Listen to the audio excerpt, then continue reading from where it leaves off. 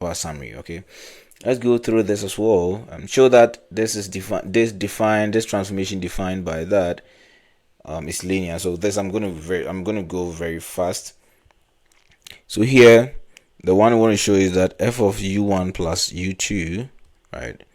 Or this is a t, right? This transformation is named t. Should be equal to t of u1 plus t of u2.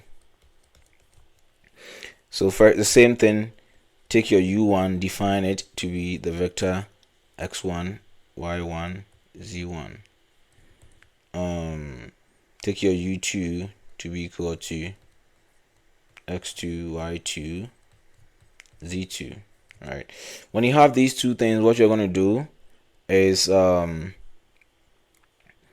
take the transformation of u1 plus u2. So it's going to be u1 plus u2, and that is going to be equal to the transformation of, when I sum these two, I'm going to have x1 plus x2, y1 plus y2, z1 plus z2, and this transformation is going to be the x component plus the y component, and here the x component is x1 plus x2, that is the x component, plus the y component, which is y1 plus y2, and then the z component is going to be the other part is going to be x component minus z component, so x1 plus x2 minus z1 plus z2 in bracket, because it's minus the whole z component.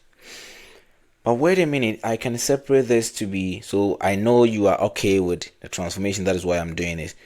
If you really want to understand, separate it, do it individually like I did for the first problem. Okay, so this, I know I can separate this to be x1 plus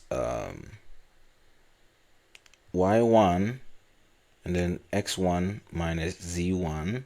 Okay, this thing, if I separate these two vectors, this is what I will get: x2 plus y2, x2 minus z2. But what is x1 plus y1? If you take the transformation of u1 independently, only u1, this is what you get.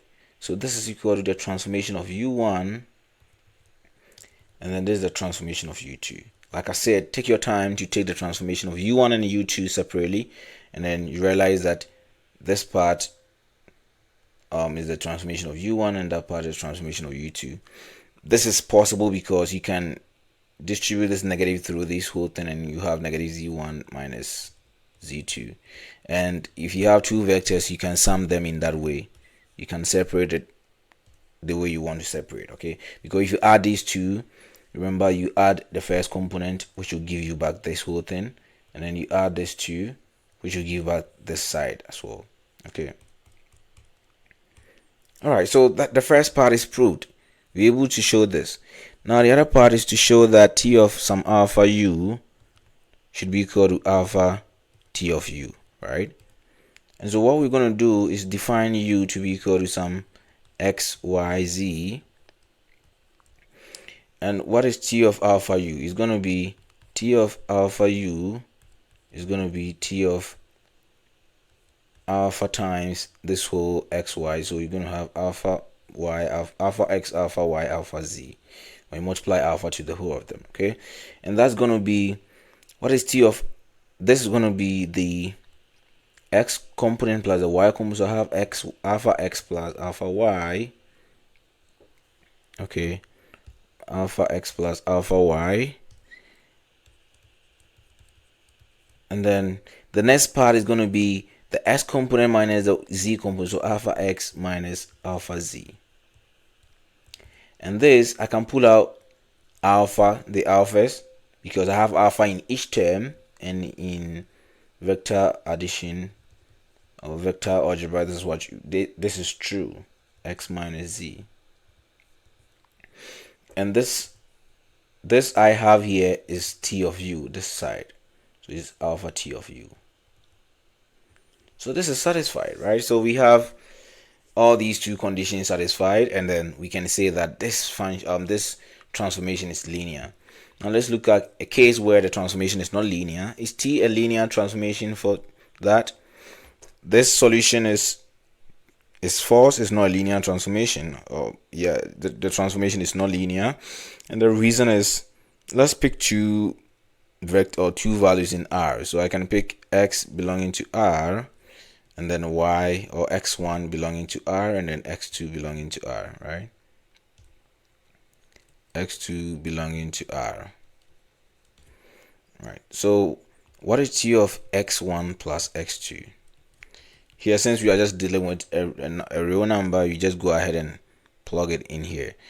So it's going to be the x that you are looking at, which in this case, this whole thing represents x plus 1. So I'm going to have x1 plus x2 plus 1. So it's like it picks whatever that is inside and add 1 to it. Okay. So this is what I have. Now let's look at T of x1 alone. That is x1 plus 1. Is it picks this guy that is inside and add 1 to it. Okay. And T of x2 individually. So if it was supposed to be linear, what we were supposed to get will be this. Should be able to give us this. All right, this is what we are after. Now T of x2 is going to be x2 plus 1. Now if I add these two, if I add T of x1 plus T of x2, is going to be x1 plus 1, that is T of x1, plus T of x2, which is x2 plus 1. Now if I rearrange this, I'm going to have x1 plus x2 plus 1 plus 1 again. The reason I chose not to bring to add the 1 and 1 is to show to you that indeed we have this T of x1 plus x2, this guy, we have it here, but there's an additional term. So if you realize, T of x1 plus T of x2 is equal to T of x1 plus x2 plus 1, right? So this guy here is not equal to T of x1 plus x2. But we're supposed to get them to be equal. Now they are not equal, so it means that this transformation T is not linear. This transformation is not linear. The reason is one of the conditions is violated, and the conditions, both of them should be satisfied before we can say that the transformation is linear or not. Okay, so that is how you show that a given transformation is either linear or non-linear.